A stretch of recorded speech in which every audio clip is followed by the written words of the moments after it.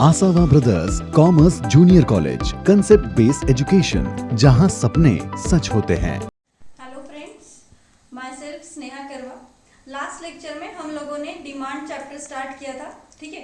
वो demand chapter में हम लोगों ने क्या क्या देखा था, डिमांड की डेफिनेशन देख ली थी और डिटर्मिनेंट्स ऑफ डिमांड देखे थे, ठीक है। डिटर्मिनेंट्स ऑफ डिमांड पे से आज हम देखेंगे डिमांड फंक्शन, ठीक है। आप लोगों का मैथमेटिक्स में फंक्शन हुआ था, ठीक है। Variable factor, independent factor, dependent factor, कुछ याद आता है आपको मैथ्स का, ठीक है। उसपे से एक डिमांड फंक्शन, जो हमने डिटर्मिनेंट्स ऑफ डिमांड देखे, उसपे से एक फंक्शन बनता है, ठीक है। सबसे पहले तो ये फंक्शन की डेफिनेशन क्या आती है, this is a function of symbolic statement of relationship between independent variable and dependent variable, ठीक है। देखो फिर से बोल रही हूँ, this is a function of symbolic statement of relationship between dependent variable and independent variable. अभी आप सोचोगे कि what is dependent variable and what is independent variable. Determinants of demand ने हम लोगों ने देखा था कि डिमांड किस पे डिपेंड थी रे, डिमांड किस पे डिपेंड थी, price of the commodity, price of the related commodity, income of the consumer, taste and preferences, advertisement expenditure. Means मुझे बोलो इस पे से डिपेंडेंट फैक्टर कौन हो गया, डिमांड, और इंडिपेंडेंट फैक्टर कौन हो गए, बाकी के variables of the determinants of the demand, ठीक है। इस पे से हमारा जो फंक्शन बनता है वो ऐसे बनता है, dx demand of the commodity, dx is equal to function of px, px means price of the commodity, mi means income of the consumer, py price of the substitute, pc price of the complementary goods, t means test and preferences, and a means advertisement expenditure, ठीक है। देखो मैं फिर से आप लोगों को explain कर रही हूँ डिमांड फंक्शन आपका कैसे बनता है।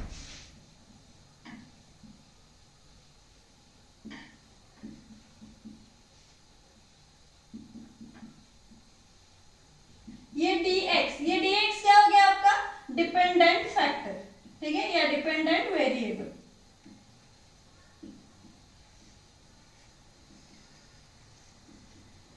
dx इज इक्वल टू क्या आएगा आपका, function of price of x, means इसकी ये जिसकी डिमांड देख रहे हैं हम x की, उसकी प्राइस ऑफ द x। क्या देखा था हमने, if price is increases demand is decreases, and if price is fall then demand is increases, px then mi means income of the consumer, then py means price of the substitute goods, then pc price of the complementary goods, then t is a test and preferences, and a means advertisement expenditure, ठीक है। ये सारे क्या हो गए आपके independent variable.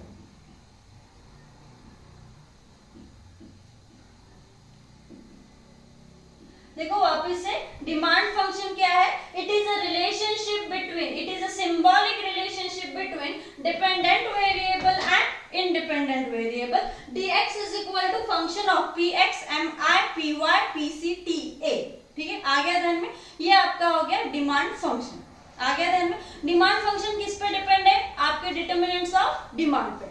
Short में आपको ध्यान में रखना है, जो भी हम लोगों ने डिटर्मिनेंट्स ऑफ डिमांड देखे हुए हैं, वो डिटर्मिनेंट्स ऑफ डिमांड में ही आपका पूरा ये फंक्शन बन जाता है। बस उसके दो पार्ट हो जाते हैं, dependent variable and independent variable. इस पे आपको एमसीक्यू पूछा जा सकता है कि what is the dx, what is the dx, dx is a dependent variable. किसका डिपेंडेंट वेरिएबल है, it is a dependent variable of function of कोई भी, price of the goods, income of the consumer, price of the substitute goods, price of the complementary goods, taste and preferences and advertisement, ठीक है। आ गया ध्यान में, ये आपका हो गया डिमांड फंक्शन। अब हम नेक्स्ट जाएंगे डिमांड फंक्शन के बाद law of demand.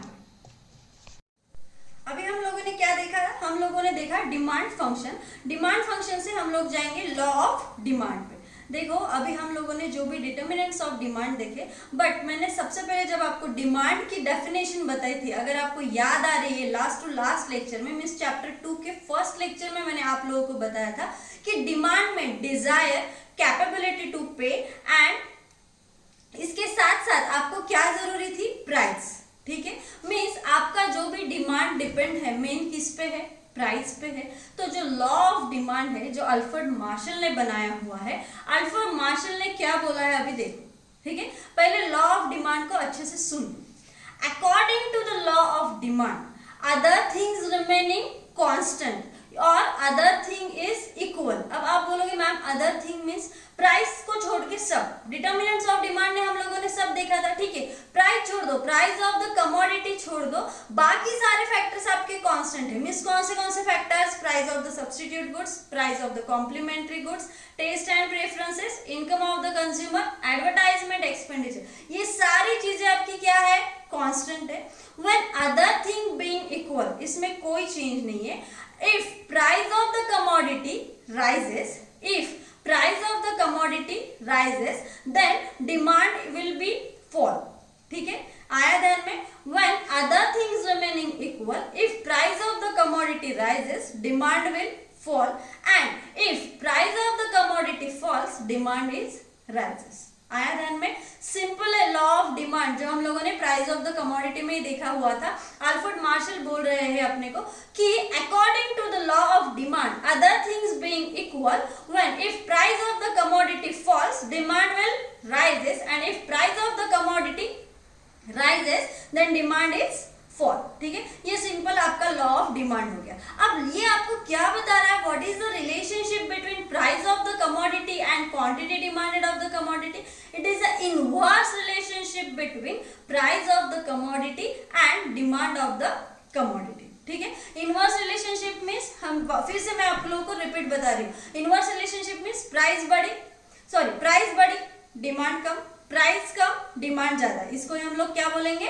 Inverse relationship between price of the commodity and demand of the next commodity. आ गया ध्यान में? ये आपका हो गया लॉ ऑफ डिमांड। हम इसको डायग्राम और एग्जांपल के थ्रू देखेंगे लॉ ऑफ डिमांड को, कि इसका डायग्राम भी कैसे बनता है, ठीक है।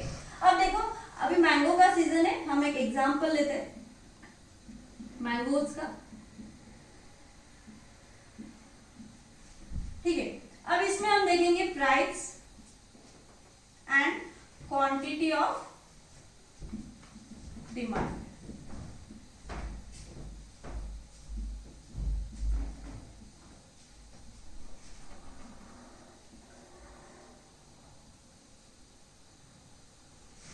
देखो मार्च में मैंगोज की प्राइस बहुत ज्यादा रहती है, ठीक है। अगर if mango price will be 1000 rupees per KG, ठीक है। If mango price will be 1000 rupees per kg, then quantity demanded will be 100. If mango price will fall and price will be 900, quantity demanded will be 200. If mango price will be fall and price will be 800, then quantity demanded is 300. If price will is 500, quantity demanded is 1000.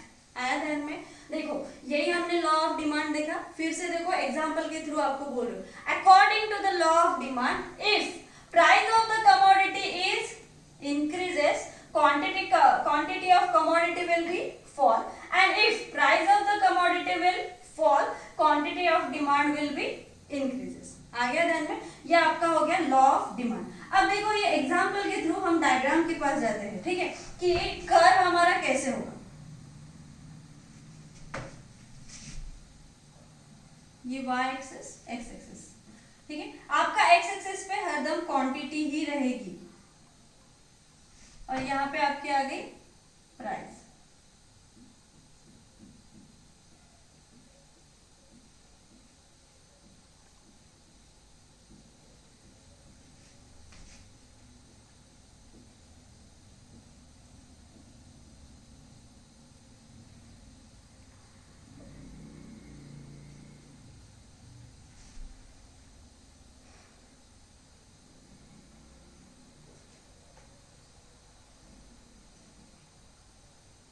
ठीक है, तो चलो अभी हम फिर से देखते हैं। जब हमारी प्राइस 500 थी, क्वांटिटी ऑफ डिमांड कितना था? 1000, ठीक है। जब हमारी प्राइस 800 थी, क्वांटिटी डिमांड कितना था? 300। When price is 900, quantity demanded is 200, and when price is 1000 rupees per kg, quantity is 1000। देखो आपका कर्व कहाँ कैसे जा रहा है, ठीक है, इसको ही हम क्या बोलेंगे कि in demand curve will be sloping downward from left to the right. देखो याद रखो, demand curve is a sloping downward from left to the right. क्यों? व्हाई?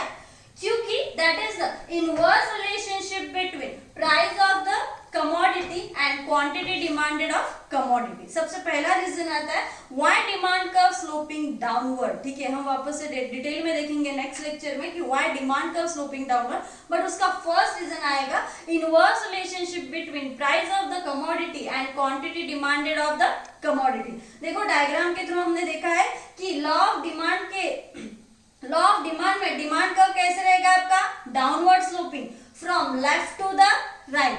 ये कभी भी चेंज नहीं होगा। कब? लॉ ऑफ डिमांड में। ठीक है, हम इलास्टिसिटी ऑफ डिमांड में देखेंगे कि वर्टिकल कब रहता है, हॉरिजॉन्टल कब रहता है। ठीक है, ये हम सब सारी चीजें देखेंगे, बट लॉ ऑफ डिमांड के हिसाब से demand curve always sloping downward from left to the right. ये आपको याद रखना है।